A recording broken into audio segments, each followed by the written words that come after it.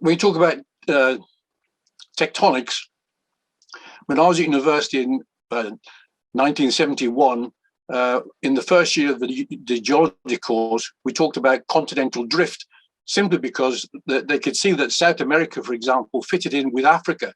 And so the thought was that they drifted apart, but no one knew exactly why they drifted apart until a couple of, I'll use the pointer here, a couple of geologists from the University of Cambridge called Vine and Matthews were working in the area just south of Iceland, and they discovered what's now known as the Mid-Atlantic Ridge.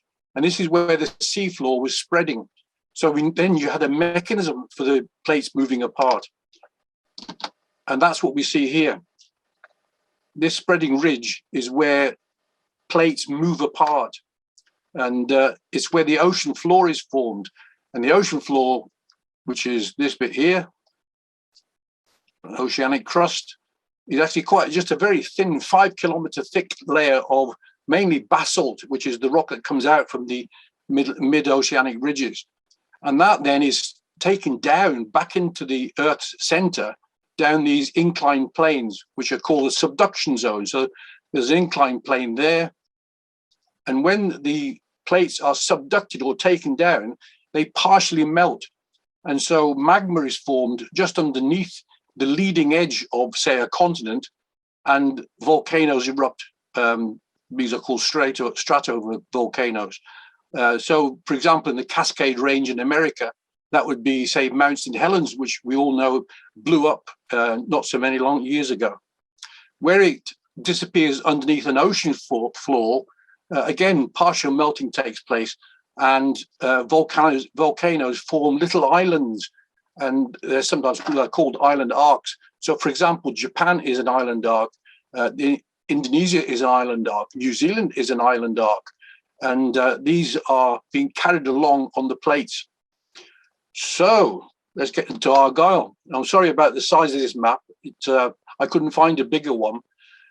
The good thing about Argyll is we have rocks representing virtually every geological period. So beginning with this area here, which is the Rins of Argyll, these are Precambrian or Paleozoic rocks, and we'll comment on those in a minute. The bulk of the rocks, this pale green and the dark green, the blue and the yellow, are what we call Dalriadan rocks. So they're really Cambrian and Ordovician.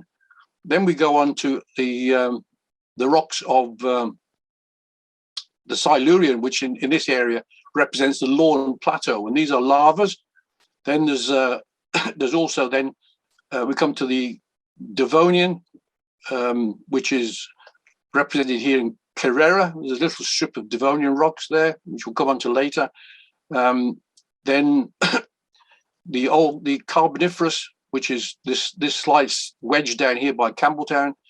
Then the Permian, which is this area near Taylone, opposite Gia. And then the Jurassic, which is a little bit of Jurassic rocks found on the island of Mull. Cretaceous on Morven, and so on. So all the epochs of the geological column are found in the area. Right, let's get down to it. Where did it all start? This is actually a program I found, which is very informative, and it shows the way the continents have evolved over the years. And it all begins with a supercontinent called Rondinia. The Rondinia was formed from the coalescing of smaller slabs of rock that were being moved about. So at this time, the Earth consisted basically of one large continent and one gigantic ocean. And the continent itself, Rondinia, actually sat on the South Pole. There's the South Pole, that dot there. And so also on these maps, we have an outline of the countries. In this case, Scotland is here. As you see, a little wedge, which is like the western seaboard. And the southern tip of it is actually part of the landmass. That is to say that that was formed much earlier when another slab of rock slammed into this giant plate, the Laurasian plate, and formed what was then the gneiss that we find on the Rins of Argyll. So that's 1,800 million years ago. We also find in Port Ascaig and on the Gavelach Islands, was really a fossilized boulder clay, so called a tillite, and that actually comes from this period when the whole of the world was covered by snow. It was called snowball Earth, and then we have the Dalradian sequence of rocks which have been deposited on this continental shelf. This is the spreading ridge, right?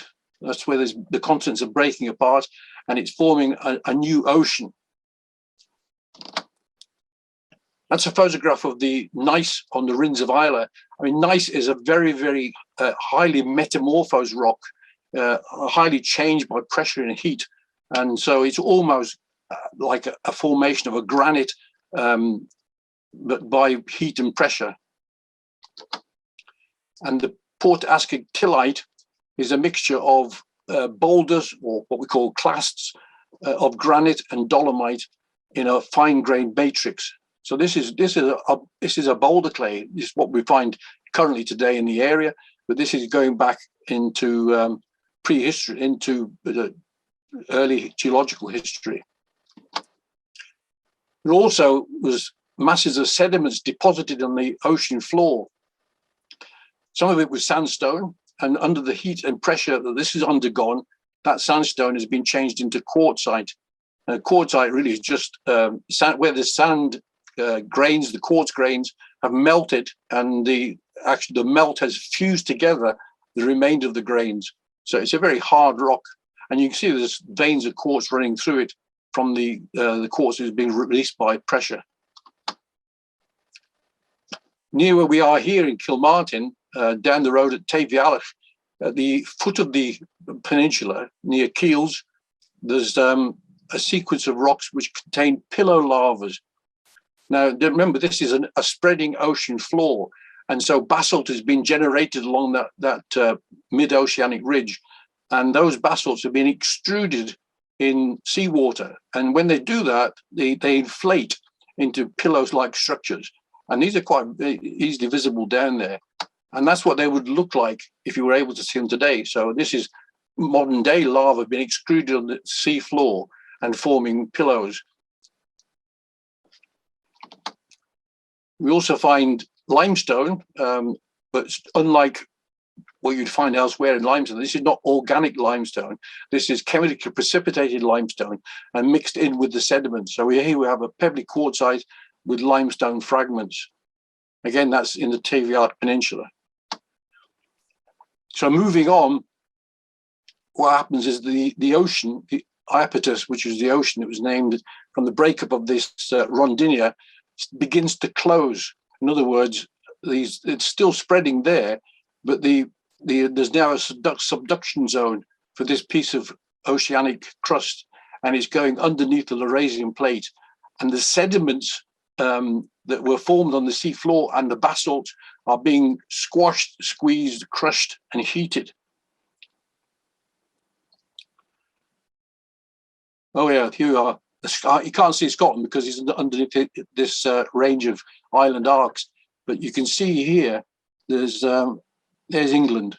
Okay, now England is approaching from the east. You can just see the outline, or at least I hope you can see it, and it's moving in. And on the edge of that plate, because it's a subduction zone there, these island arcs are forming. Okay? So in the Ordovician, which is the next sequence up, so 450 million years ago, the whole of the continents have moved further north, and now approximately there's a 30 degrees south line of latitude. And again, the Dalradian sediments are being scraped onto the leading edge of the Laurentian plate. They're being compressed and metamorphosed. So I'll go get rid of these. Right. Go back. No. And this one here, this island arc, just there's the outline of England there, that is actually the Lake District. And the Lake District contains volcanic rocks of Ordovician age. And so that's what we see when you go locally, this intense deformation of the Dalradian rocks, contorted into folds, and not just small scale ones like this, but where we live here in Kilmartin, if you drive from Kilmartin to Oban, as you go up the hill, and on your right-hand side, there's a filled-in lake bed. Immediately in front of you on the right, you see the whole mountain is one just giant anticline, an upfold. So now we move into the Silurian, which is about approximately 425 million years ago. And again, about 30 degrees south of the equator. And we're now, there's England, Scotland is in here, and the collision is taking place by the Lake District and joined onto the leading edge of Scotland. And again, this crustal thickening and a period of mountain building. The melting at depth underneath the continent was explained before. You saw the diagram of the plates, that where the basaltic plate is being taken down underneath the continent, it forms a partial melt and forms magma chambers, and those magma chambers can cause eruptions on the surface of the plate. So Scotland really now is in the middle of the hot zone. And that's what it would have looked like in roundabout Glen Etive and Glencoe. There was a massive volcanic eruption forming a caldera, which is a collapsed volcano. And that's a diagram of what it looked like. So we have a magma chamber forming at depth underneath the Dalriadan rocks, which are already being contorted and twisted and deformed by metamorphism. And then these magmas are reaching the surface and forming ash clouds, what we call pyroclastic flows, which are just very, very hot, incandescent clouds of ash, which are very dangerous. And again, in this case, the volcano, as the magma chamber empties, collapsed on itself and formed this giant, called a caldera, or a collapsed volcano. So now we're in the Devonian, which is now 400 million years ago, and we're still moving. The whole continents are moving, and they're now approximately 20 degrees south of the equator. I think that one there, that line latitude, that's labeled equator. And we can see that the whole of the area, you've lost the outline now, but the whole of Great Britain is landlocked. It's part of a landmass. And it's a landmass in a desert environment because we've moved north, we're into the Tropic of Capricorn, and it's hot and it's dry. And that's what we find here in Argyll. What we've got here is what's called an unconformity, which is really just, that is an old land surface. So these are Dalriadan rocks, so they're, 500 million years old, and they've been worn down in a subaerial environment.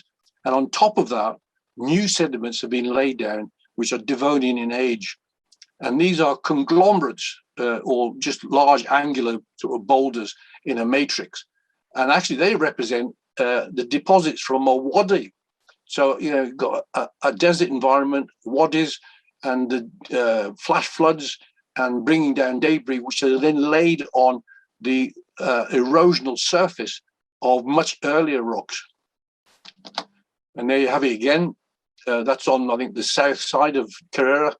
And you can actually tell by the orientation of the rocks, the class of the boulders, that which direction the river came from. And it actually went from east to west.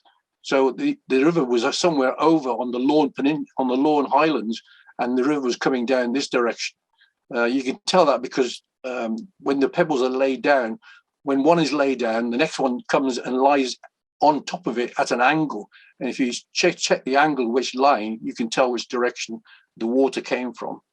So that's the Devonian. We're in a desert, and we're moving tropical Capricorn way. You also find on the island of Kerra some lava flows.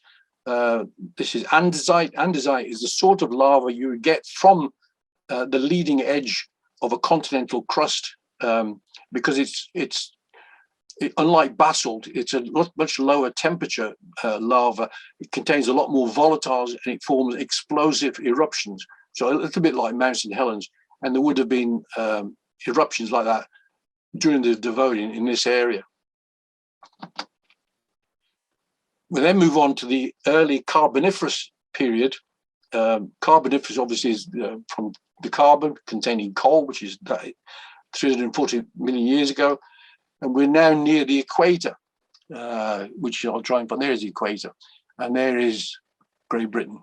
You can see the outline there, the Scotland, the top, down there towards England. And I mean, obviously, near the equator, it's hot, it's shallow water, so it's swampy conditions. So forests develop on that, and they are periodically flooded, and it forms peat, and then ultimately, with pressure and heat, it turns into coal.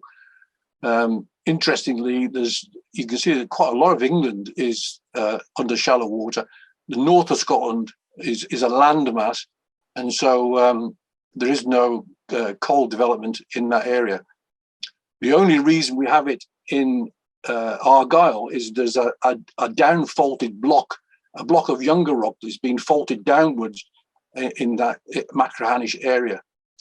We also have, in the early Carboniferous, the development of these faults, which, from the collision between the Baltic plate and the Laurasian plate, and they're sliding past each other.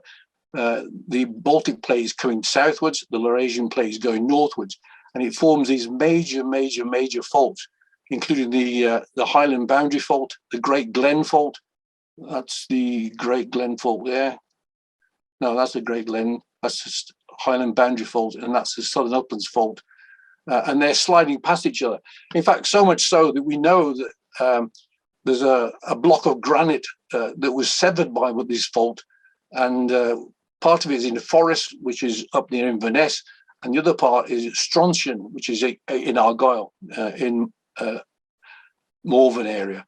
And they are chemically identical, so they're presumably the same igneous intrusion, split by the fault and brought at least 70 miles apart by the movement of these continents. And here we have a photograph of Machrihanish area, where they have Carboniferous sandstones, mudstones, and also limestones. In fact, this is one of the few areas in Argyll where you can find fossils. So this little rocky ridge there is actually a piece of limestone, and it contains bivalves, cockles, mussels, and so on, from the Carboniferous period. And underneath here, there is actually a coal seam, which is about 3 meters high, although it's no longer worked. I can't remember when it stopped working, but it was quite some time ago. And then in the late Carboniferous period, we are in, again, a landlocked country. And I can't try and find it. Where is it? Here we are. There's England. There's Scotland there, Ireland, England. And we're on the fringe of another collision zone, which is called the Varsian orogeny, or the mountain building period. And okay. Then we move into the Permian. We're going up in the time sequence here, and we're now into, we're roughly near the tropical Cancer. So the whole continents have all moved northwards. And so we're back into a desert environment. And here we have Permian rocks, again, Tay Loam, which is opposite Gear. And these are desert sandstones. They are dune sandstones. You can see where the dune, front of the dune would have been, and then being truncated by the wind, and then more dunes formed on top. If you get there, if you go and see these rocks, if you take a wee sample of them, they're quite friable. And if you take a wee sample and take a hand lens, you will see that they are what's called millet seed grains. They're very rounded, almost frosted grains of sand. And that's because they were wind blown. It's quite characteristic of desert sandstones that they have this millet seed texture. Incidentally, this is used as a building stone locally.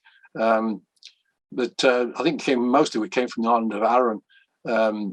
Originally, the building stone used in the area was a light buff-coloured sandstone, which came from the Carboniferous sandstone near Glasgow. When that ran out, they had to use other stone, and this is quite inferior. I mean, if you see buildings built with red sandstone, quite often they are they're worn away, eroded. And then we're into the Triassic. So we have the Perma-Triassic is really that period of desert climate. We are landlocked. So we're here somewhere. We're still landlocked. Wouldn't find any deposits of this age. But we move into the Jurassic, which is 200 million years ago. We're now north of the Tropic of Cancer, and most of Britain is been inundated by shallow water. So there's England again, and you can see there's the famous Jurassic coast at the bottom, where you find ichthyosaurs and other marine reptiles.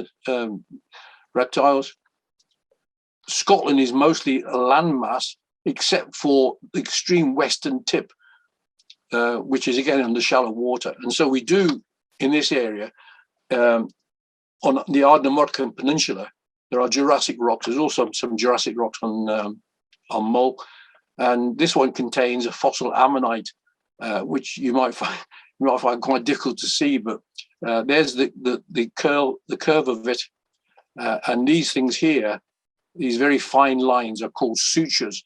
That they were secreted by the creature that lived in here to divide the last chamber that you lived in from the previous chambers. Previous chambers would be air-filled and keep it buoyant. Now, I wouldn't go fossil hunting around here. There's not that much, but you do find some. And into the Cretaceous. So now we're 100 million years ago, and we're now 45 degrees north. And we see the very, very tentative beginning of the Mid-Atlantic Ridge, the beginnings of division between Laurasia and the Baltic plates. And here we are in England. Scotland, again, is primarily landlocked. It's a landmass, whereas the majority of England is in this shallow warm water. And it's in that shallow warm water that little microorganisms lived, and they went up to form the massive layers of chalk that you find all over England and the south. But not in Scotland, because we're landlocked, except that just off the west coast of Scotland, in Morven, which is just north of Mull, we have quite a unique deposit, which is called a Loch Allen silica sand. And it's unique in the sense that because this was an area when the land was quite gentle and the surrounding seas were quite shallow, the deposits of sand were transported on the rivers quite slowly, and they ended up very, very pure, very, very well weathered. And this silica sand at Morven is highly prized because it's used for optical instruments, making very, very fine glass, and so on. And then we're into the Eocene, which is again quite recent, or relatively 50 million years ago, and we're approaching our present position in terms of latitude. There you can see that's Scotland and England down there. There's the Baltic plate with Norway, Sweden, Finland, and Laurasia, which is Greenland and so on. And here we have the beginnings of the North or the Mid-Atlantic ridge, Mid-Atlantic spreading ridge, and it's going to go through there. And because we're quite close to that spreading ridge, we have eruptions of this very high temperature, very fluid magma called basalt on the ocean floor. And so on the island of Mull, we have a volcano. There's a number of volcanoes in this area dating from this period 50 million years ago. And the one on Mull has several craters that have been identified, C1, C2, C3, and all the surrounding area is massive flows of basalt. And it's what's sometimes called flood basalt because it's very fluid, it flows a great deal. And we are really here in the really thick of a new plate developing, a new spreading ridge developing. And you can see, if you go through Google Earth, and you can see this is the tip of Ardnamurchan Peninsula, which you can see a volcano there, right? There's one in Arran, there's one in Mull, there's one at Ardnamurchan, there's one the Fair Isles. They're all ancient, well, not ancient volcanoes, not that long ago. See a close-up view of the Ardnamurchan one.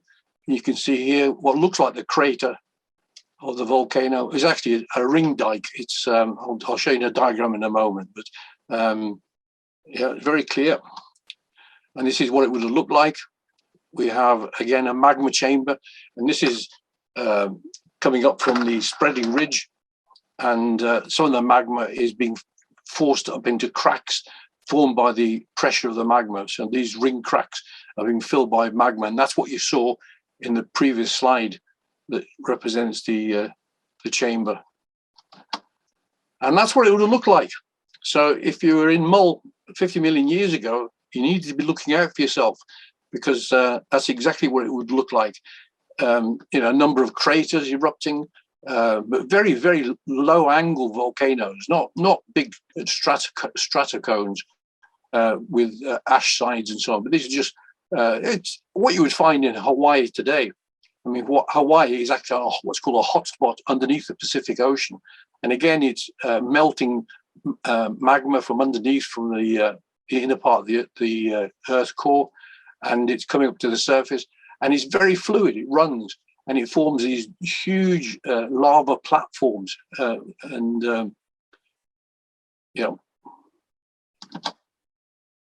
not only did it form those big lava flows and that flood basalts and platforms, but it also sent magma into cracks that were being formed by the eruption in the surrounding area. And so throughout Argyll, you'll see quite a few of these, and they're called dikes because they look like a wall, but it's actually a wall of solid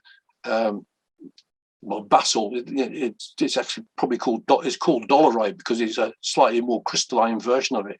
But these dikes are quite common, and where the material, the dolerite, is harder than the surrounding landscape. So this may be slates. In fact, this is I think this is near Calgary on the north end of Mull, where it's harder than the surrounding rocks. Then it stands out. Alternatively, if the dolerite is softer than the surrounding rocks, and this is on the west coast of Jura, where the rock type is predominantly quartzite, metamorphosed sandstone, the dolerite is actually softer, and so the dolerite is being eroded more so than the surrounding rock. And then we're nearly the end. Actually, this is where it comes to the Miocene, only 15 million years ago. And we are very, very, very much as we are today. This is the British Isles. This is Iceland. So that's on the North Atlantic Ridge. There's a North Atlantic Ridge. America's way over here on the left-hand side. And the Eurasian plate is on our right-hand side. There's a lot of activity taking place in the Mediterranean. The Mediterranean is basically closing up, and it's still closing up. Africa is still moving northwards and colliding in with the Eurasian plate. And so here we have the prototype of Italy, okay, which is going to collide with Europe. Here's Spain, which is rotating, and parts of it that was Capa de Gata is going to be, that's an island arc, that's going to be colliding with Spain, and so on. And then these bits of Turkey and Arabian Peninsula, they're going to collide with Europe. And this is why we get hotspots and earthquake activity around in this area, because it's still moving. I mean, these plates are still colliding, they're crushing, they're striking past each other. And yeah. So I think that's the end of the actual slides, but clearly it's not the end of the story as far as this area is concerned, because we have what's known as the Pleistocene, which was the last epoch of geological time, which is the Ice Age. And of course, we were one of the centres of the Ice Age. There was an ice cap formed on Scotland, centred on Ranach Moor, which is near in the middle of the north, and the ice extended over to the west coast of Ireland, and it reached something like 1 kilometre thick. So as we do when we do guided walks and we take people down the glen, we point out the hills around and say to them that the ice you would be under if you're standing here is actually 3 to 4 times higher than that hill over there you can see. It's a massive amount. And the ice left behind lots of evidence of its existence. It left it boulder clay. In this area of Kilmartin, we have when the ice melted and the meltwater came down through the glen, the sea level at the time, and this is something we're obviously conscious of today with sea level rising and with glaciers melting, the sea level at the time was 35 meters higher than the land in and around Scotland. And so the meltwater came down the glen, it deposited a delta, and which was at 36 meters above the current level. And since then, that's been eroded away, although we have bits of it left in the form of glacial terraces. So there we go. Thank you very much. If there's any questions, I'm quite happy to answer them. I hope it's included your area as well, and you've learned something about the way the Earth has evolved, and particularly the movement of the continents. So when we look at all the rocks around us, not only are they interesting in their own right, but they are a pointer, a signal as to what's been happening in the world in the past and the massive changes that have taken place with plate tectonics.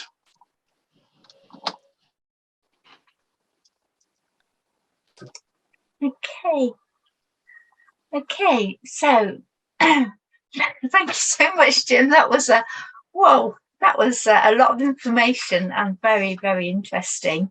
So I haven't got any questions in the chat. Is there anybody out there who would like to ask a question? So I think we've got a question from Hannah. Hannah, do you want to put your mic on and ask Jim your question? Hello, Mr. Malcolm. Oh, Hannah, it's you. It's me. Hello. From Norfolk. It is. Yeah. So I remember your great passion for this subject when I first met you, but I'm just wondering what got you so interested in this subject? Why, geology? Yeah. My favourite subjects at school were maths, physics, chemistry, and geography, and it's one of the ways to blend them all together. Okay. I'm just amazed at your wealth of knowledge. It's a scientific discipline, but it's largely about the Earth. I really enjoyed geography. You liked geography, didn't you? I did, yes. Although I seem to recall saying in my interview that I preferred history. Sorry. Sorry, everybody. Hannah, I was head of a school in Norfolk, and Hannah was one of the students. So. We've got a question from Patricia. Do you want to ask yourself, Patricia? So what she was asking was, can you tell us anything about Staffa? Staffa? Yeah, Staffa. Staffa is part of this, the lava flows that came from the Mole volcano. And there's massive plateaus of basalt, of this fluid black magma that came out of the volcano. And Staffa is made up of that basalt. The reason it's got columns is that when the magma cools, it contracts, and it contracts in a if it begins to shrink, it can't form columns because there would be spaces. So nature's way of getting close to a circle is a hexagon. Okay, so as it contracts, it forms a hexagonal pillar. That's what it is. Does that answer your question, Patricia? Right, we've got the other questions. We've got a question from Margaret. Margaret, did you want to ask your question to Jim? Yes, I will do. Thank you. Is the basalt that you were speaking of the same as the black basalt that we see on the Farne Islands and the Northumberland coast? Yeah, I mean, the Farne Islands was near a volcano as well. So, yeah, it's the same. And it's the same on the Deccan Plateau in India, and it's the same in Hawaiian Islands, and it's there's basically only just 3 main types of lava that you get. One is this high temperature, low viscosity, what's called basic magma, which is basalt, and the other one is on the other extreme is what's called a very low temperature, high viscosity. That is, it's very gooey, and it will explode. And that's called rhyolite. And then you've got this andesite, which is a mixture in the middle, which you tend to find along the Cascade Mountains in America, or the Andes. And we've had all three in Argyll. We've got the Lawn Plateau is andesite. So that was at a time when, there was a leading continental edge, and a plate was going underneath it, forming magma, and then blasting up through the rocks.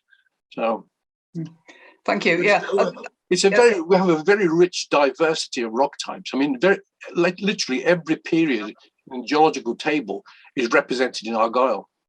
If I can just sneak in a little supplemental, I'm certainly no geologist, that's not my area, but I understood that basalt is really very hard and erosion resistant, but you had a great picture where I think you said it was basalt that had eroded because it was softer than that was surrounding it. I've never seen that before. Yeah, it's softer than the quartzite. I mean, it will erode, it will disintegrate easier than the quartzite. Quartzite is very, very, very hard. Silica is very inert. It doesn't really erode. It doesn't weather, where the basalt will. So and it's probably the only place you can see it here is on the island of Jura, because that's where the dikes are cutting across the quartzite. But it's more common to find them high. The surrounding rock softer than the basalt, because basalt, yes, is very hard. Thank you, Margaret. Laurie has asked, can you tell us a little bit more about Lismore? There she is. She's come up. Hi. Actually, since I typed that, I also came up with a different question as well. But at first I wanted to ask, you had said that there are some limestones that are chemically precipitated as opposed to organically formed, which I hadn't heard of before. And I noticed on the map that you showed there at the very beginning that it looked like Lismore was colored according to limestone. And so I was wondering if Lismore is comprised of the limestone that's chemically precipitated, or if it's a younger form. No, it's part of the Dalriadan limestone. So it's very old and it's organic, chemically precipitated. The name Lismore means the garden, the great garden. You knew that? I'd heard that before, yeah. Yeah. And the reason is because it's limestone, and therefore limestone adds to the fertility of the soil. And so, so going back to St. Columba's time, there was a competition between him and St. Molag as to who was going to get Lismore. They both lusted after Lismore, and allegedly St. Molag the deal was whoever got there first could get the island. And St. Molag cut off his finger and threw it onto the island. You heard that one? No, that's horrible. I did say allegedly. I'm not sure it's true. That's pretty great, though. That's the story. Yeah. But it's a very fertile island, yes, because it is limestone. Yeah. Okay, that's really interesting. And then the other thing that I wanted to know, if you could just tell us quickly. So I was able to go to the Kilmartin Museum and the Glen and all of that several years ago, and I'm curious, sort of as you're there and you're looking around in general, what are the rocks that you can see of the hills and sort of the glen just at the surface there? Yeah, I mean, did I take your tour? No, this was probably 6 years ago that I was. I've been doing it for 11 years. A while ago. What you see immediately are the glacial terraces, the fluvial glacial terraces. Mm-hmm. So these are recent deposits. And then on the hills to the side, these are Dalriadan rocks. Okay. Right. Okay. So some of the standing stones are made of what's called green schist or a metabasalt. So these are actually lava flows which have been metamorphosed and heated and pressurized. Okay. So that's what the standing stones are made of. There's also I live in this area, and just on the hill behind, again we have this limestone as well, and we have a Silurian, what's called a dike, an injection of rock, but a different type of rock from the basalt. So it's many and varied, lots of different rock types. That's fascinating, and what a beautiful area as well. I really enjoyed my visit there. It is, yeah. Thank you very much. Thank you, Laurie. We've got a question from Ewan, and he says the Tavialic Peninsula is unusual because it has some limestone, but how did that come about? I mean, again, when Scotland was just off the coast of that big supercontinent, you were getting the seafloor spreading, so that was adding the basalt to the rocks, and you're also getting sediments poured off the continent, and so that was forming the other. So you get the sandstones, which went to the full quartzite. You had limestones, you had mudstones. The mudstones were deformed into slates. So we have, and I never mentioned that, but we have the island of Seal, and in that area we have old slate mines, because that was metamorphosed mudstones. So it's not unusual to have a band of volcanic rock, the lava, intermixed with a band of limestone, intermixed with bands of sandstone, and then bands of mudstone. It's just the sequence of deposits of that continental shelf. Another question for you. I hope that answered that for you, Ewan. So the next one is from the other Margaret. And she asked, can you put Hutton's unconformity into the context of the geological discovery and research you've described? She's on camera, so if you can see her. I knew there was going to be a question. Can you just say it again? Do you want to ask it, Margaret? Sure. I visited Erin last year and walked over to the area that is described as Hutton's unconformity, which was new to me. And your talk today, which I thought was really fascinating, brought that up to me again. And I was wondering if you can put that sort of in context, because what he discovered, as I understood it, was really quite remarkable. Yeah, if I remember right, it's the Hutton's unconformity is the old red sandstone. That's the Devonian on top of older rocks. So it's very similar to what I showed you in Carrera. There's an unconformity there between the older Dalriadan rocks and newer Devonian rocks on top with the Wadi deposits.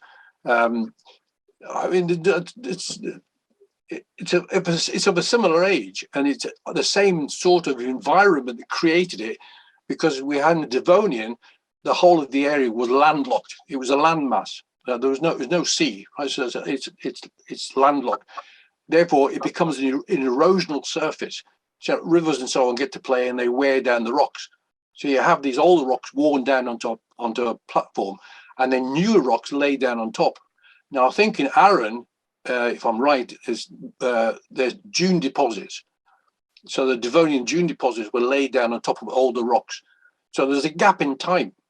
There's the Dalriadan rocks have been formed, they've been deformed, they've been lifted up, they've been worn down again, and then newer rocks are laid down on top of them.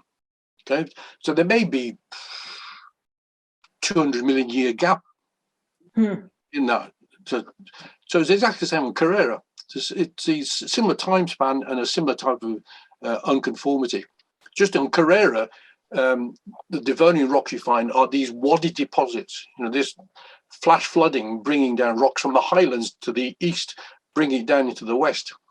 So, thank you. Yeah, thank you. Thank you. And then we've got Val.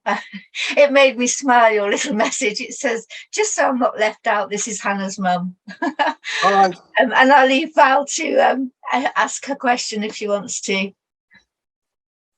Hello, Jim. Hi, Val.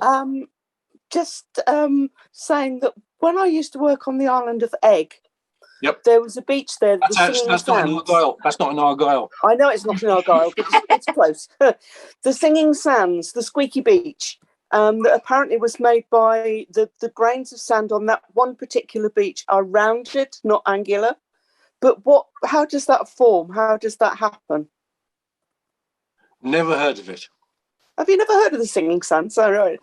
No, I've never heard of sea sand being rounded.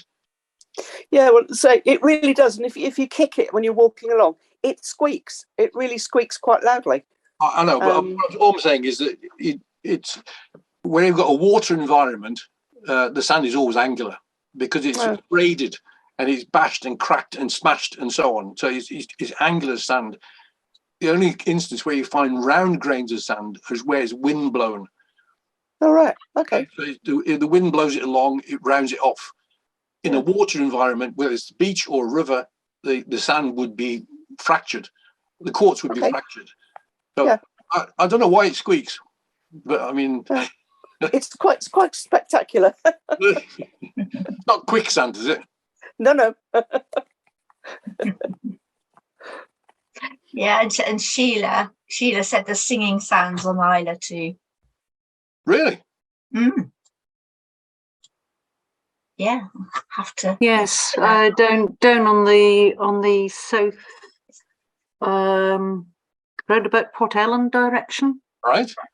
to the west of Port Ellen. When you say when it sings, how does it sing? Is it not Sorry, sand dune? it's a bay. It's just beach sand, Right. but it's quite spooky. Right. But when does it sing? When? When the wind blows, or It's certainly when you're walking across it, and really? I think also in a big gale it probably would too. I don't know. Right. Well, that's a new one for me, and thanks very much. It's Port weird. Ellen, I'll next time I'm over there, I'll have a look at it. Okay, are there any more questions for Jim before we close? Nope, nobody's got their hand up. Just double check. All right, well, thank you so much, Jim. I'm very, very grateful for you for doing this evening, and it's been fascinating. We've had some great questions as well, and I think you need to go and rest your voice now and recover a little bit.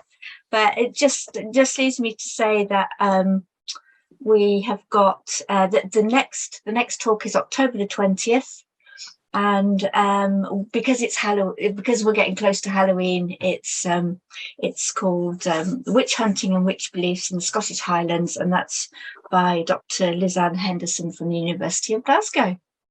So for anybody that hasn't signed up for that yet, we've still got a few spots left. So just leaves me to say, and for Jacqueline as well, to say good night and thank you.